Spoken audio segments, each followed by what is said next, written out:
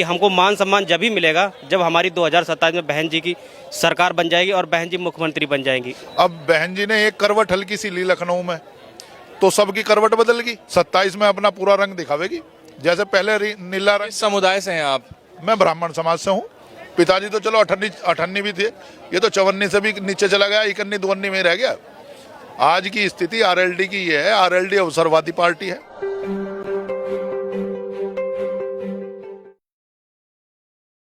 मुजफ्फरनगर के बहुजन समाज पार्टी के कुछ पदाधिकारी, सपोर्टर, वोटर मेरे साथ मौजूद हैं। इनसे बात करेंगे। सर, क्या नाम है आपका?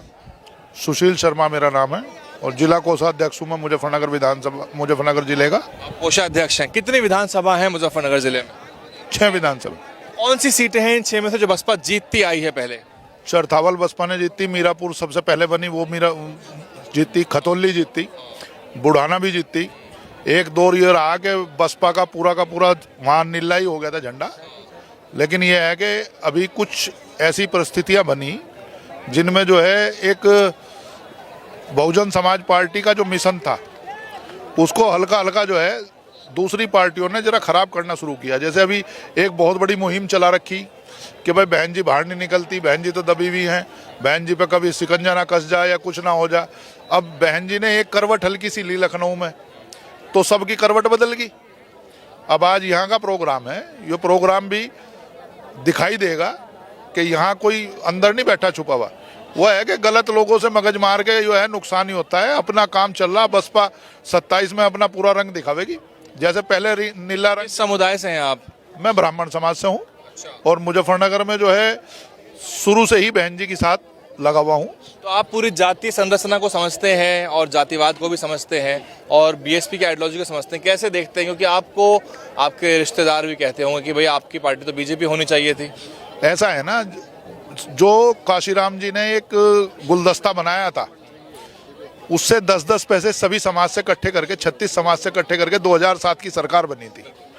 उसमें सेंध लगा के बीजेपी ने उन लोगों को थोड़ा थोड़ा ये कह दिया, कहने लगे बीएसपी तो जो है पैसा लेती है, वो परेशान करती है। जबकि बीएसपी का शासन 2007 से और 2012 तक आप किसी से पूछ लो, जो सही व्यक्ति है वो सही तुलना करेगा।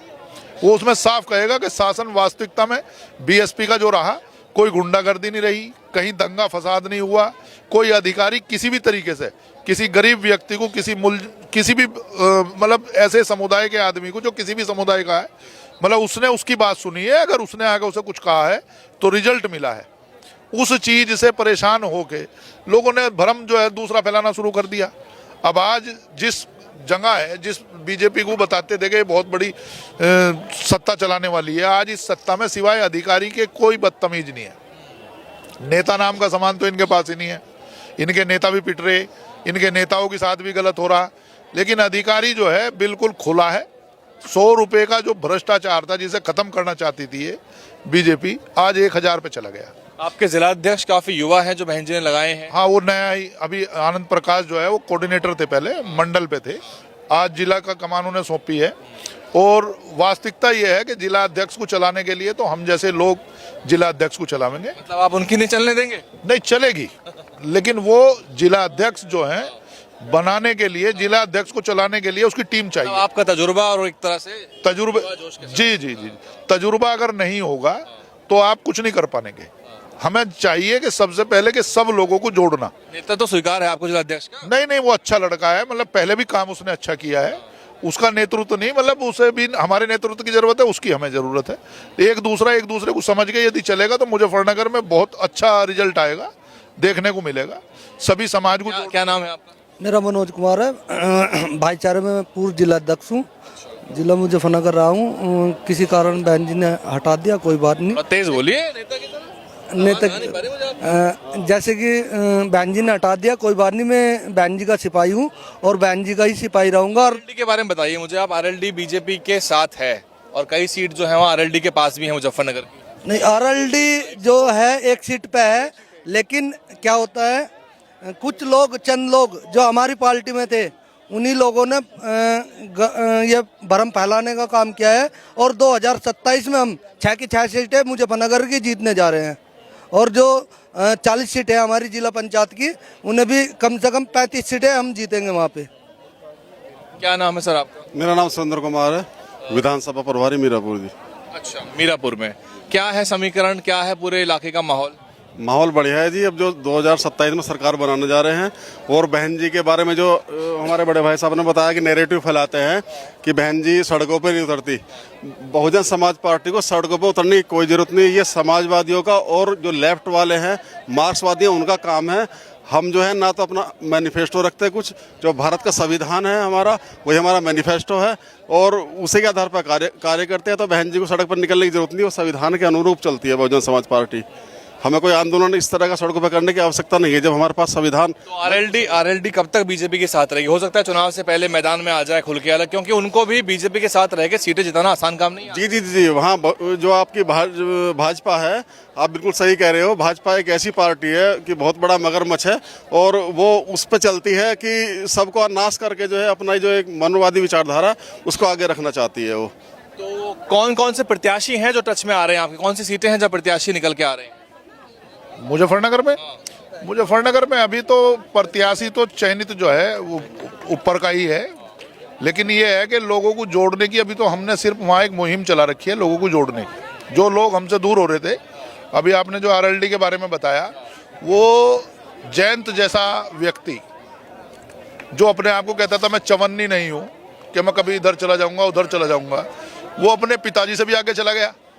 पिताजी तो चलो अठन्नी भी थे, ये तो चवन्नी से भी नीचे चला गया, इकन्नी दुवन्नी में रह गया। आज की स्थिति आरएलडी की ये है, आरएलडी अवसरवादी पार्टी है।